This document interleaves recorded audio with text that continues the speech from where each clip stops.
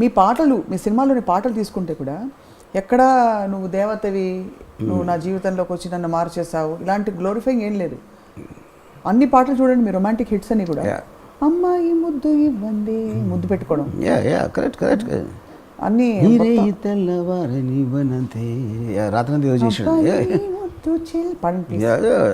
ఇందు మూలంగా మీరు పాడితే ఓకే పాడు అనగా నేను ట్యూన్ మర్చిపోతాను. అదే మీకు ప్రేమలో కూడా అదే ప్రాబ్లం అనుకుంటా, అది ప్రేమ అని చెప్పగానే మీరు సేమ్ థింగ్. కాబట్టి అది కాదండి.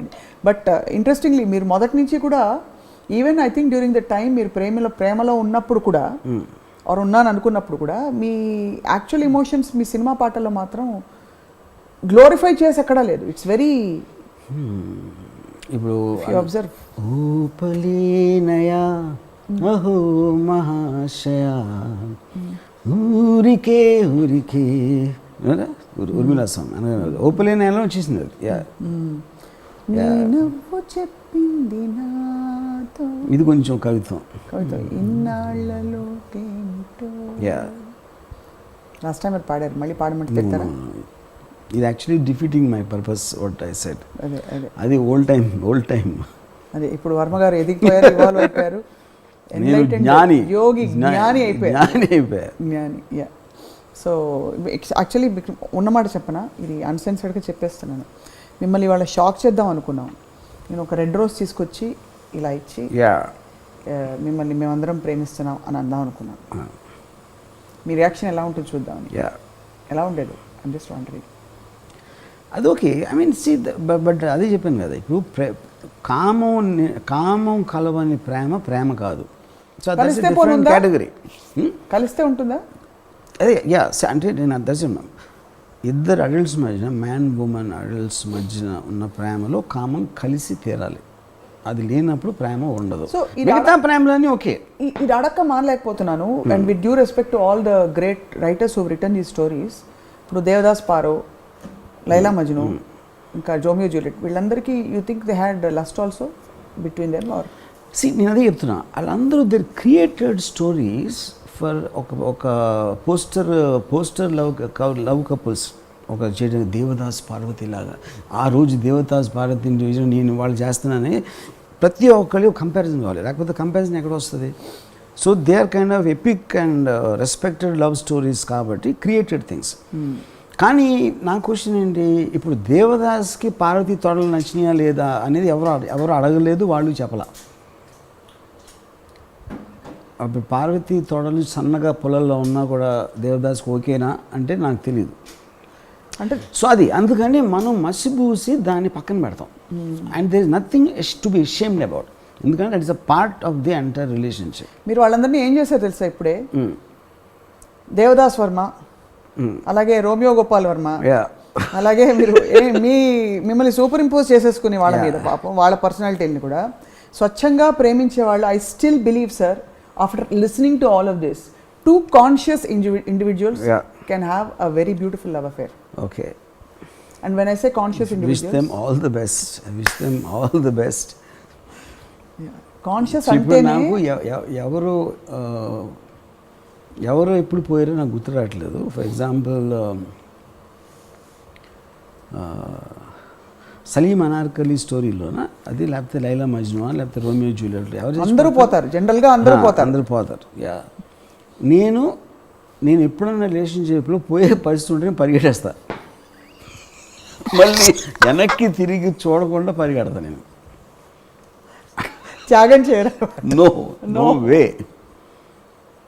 ఎందుకంటే అవతల వాళ్ళ ఇంపార్టెన్సు నా లైఫ్లో నాకు హ్యాపీనెస్ వచ్చే వరకే.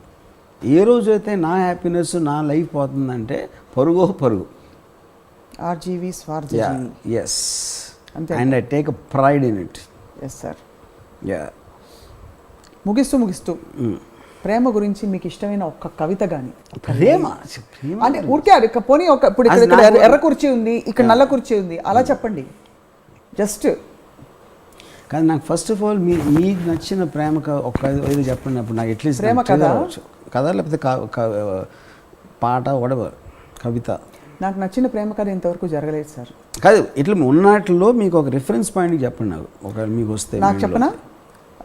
చందు అండ్ మన Sridevi and Venky Kshana Kshanam over expression ఉండదు.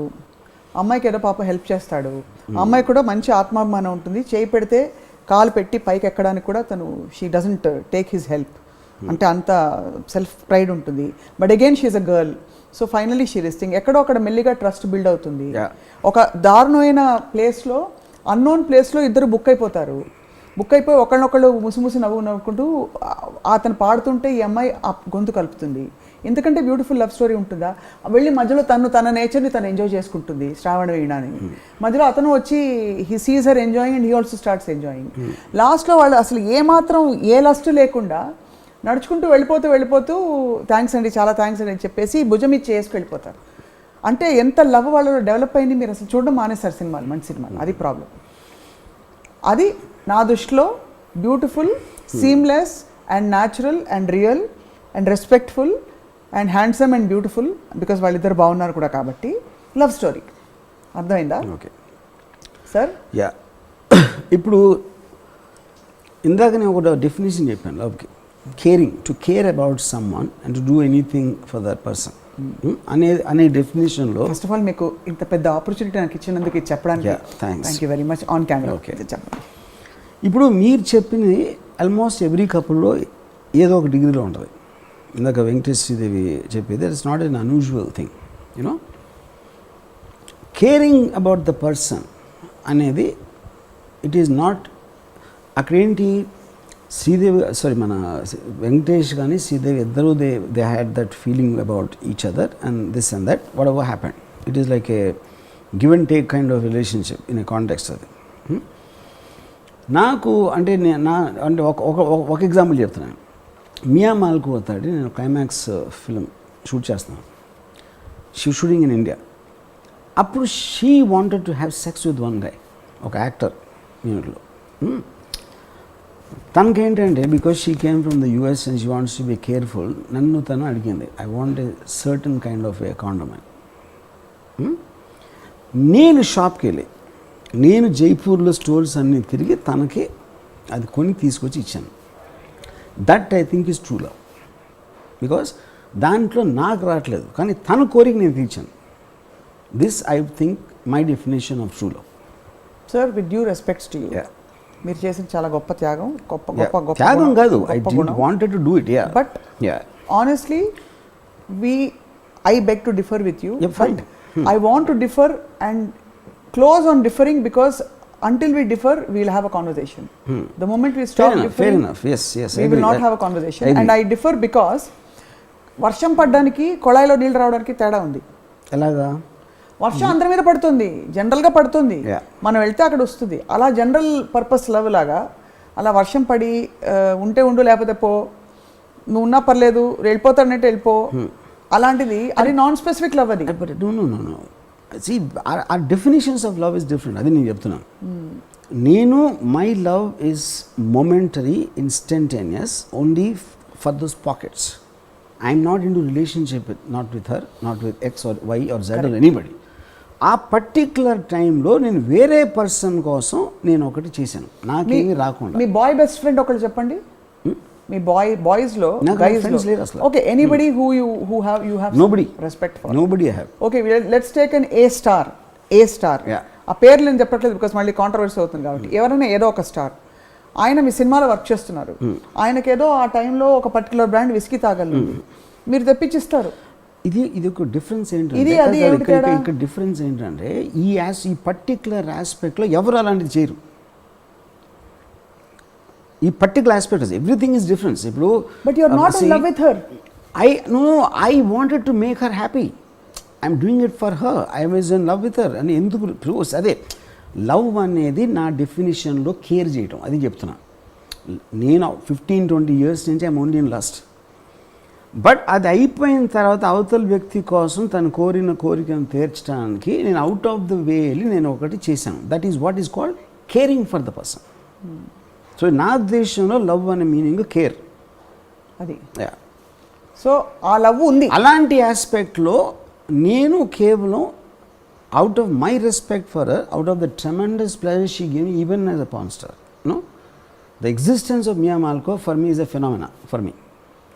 తనకి ఇలాంటివి చేయటానికి నాకు ఒక అవకాశం, that is what how I look at it. Yeah, And I you won't have- completely understand you disagreeing with me, but the only thing I want to take into consideration, my definition of love and yours are different. Yes, sir. Yes. కానీ this is such a timeless topic. Yeah. Let us continue to talk about this రాబోయే ఎపిసోడ్స్లో. Not just about ఇప్పుడు break ఇచ్చి రాబోయే Yeah. ఒక I think 3-4 వారాలు 3-4 నెలల తర్వాత మళ్ళీ ప్రేమని తిరిగి తోడి దాన్ని Yeah. పీకి పాకం పట్టి ఆ విధంగా ముందుకు పోదామని నేను మీకు విన్నవించుకుంటూ, సో మీరు మొత్తానికి నాకైతే చందు అండ్ సారీ ఏమనుకోకండి, Yes. శ్రీదేవి గారి పేరు చెప్పరా? Yeah. సత్య. సారీ, మీకు గుర్తుంది, నాకు చందు కాబట్టి గుర్తున్నాడు. I mean obviously guy name కాబట్టి. But both of them were tremendously in love, so beautifully, without expressing too much. అంత డిగ్నిఫైడ్గా ఎంత బాగుండిందో. Hats off to you for making such wonderful movie. And ఇంకోటి కూడా నచ్చింది అక్కడ నాకు, ప్రేమలో హక్కు ఉంటుంది. ఆ అమ్మాయిని ఎలా అయితే ఇతను అమ్మాయి అడగకుండానే హక్కుగా సేవ్ చేసుకుని చేయి పట్టుకుని లాక్కెళ్ళిపోతాడో అది ప్రేమ. ఆ హక్కు లేకపోతే వెళ్తే వెళ్ళు, ఎవరితోనే వెళ్ళు, పర్లేదు. What you said now is the height of disrespect to love for me. I believe that in love you should leave them free. Yeah. Possession is the worst form of love. And నా belief. అంటే నాకు ఇష్టమైన అమ్మాయిని తను ఏం చేస్తే అది నేను ఫ్రీడమ్ ఇచ్చి నాకు దానికి హెల్ప్ చేయడం అనేది అది నిజమైన love. That also falls on the same category what it did for me అనుకో. ఐ థింక్ ఈ అద్భుత మధుర క్షణంలో చెప్పండి సార్. అదే సేమ్ థింగ్. ఇప్పుడు ఫర్ ఎగ్జాంపుల్ అది నా దృష్టిలో అది ఏంటంటే రియలిస్టిక్ అంగిలా. నేను మయమల్కో చెప్పింది. ఆమీర్ ఖాన్ అనే ఒకడు తను జాకీ అనే పెద్ద మోర్ అందగాడో రిచో అన్నీ చేసిన వెళ్ళినప్పుడు తనకు కూడా తనకి నాకన్నా బెటర్ దొరకాలని కోరుకున్నాడు ఆమీర్. అది it is a fantasy love story. Mia Malkova episode is a realistic love story. Yes.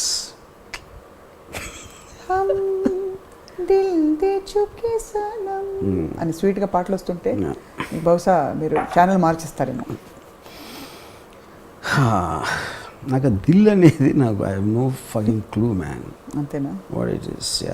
నేను అనుకోవడం 150% మీరు తప్పకుండా మీ దిల్ అనేక సార్లు అనేక మందికి ఇచ్చేశారు.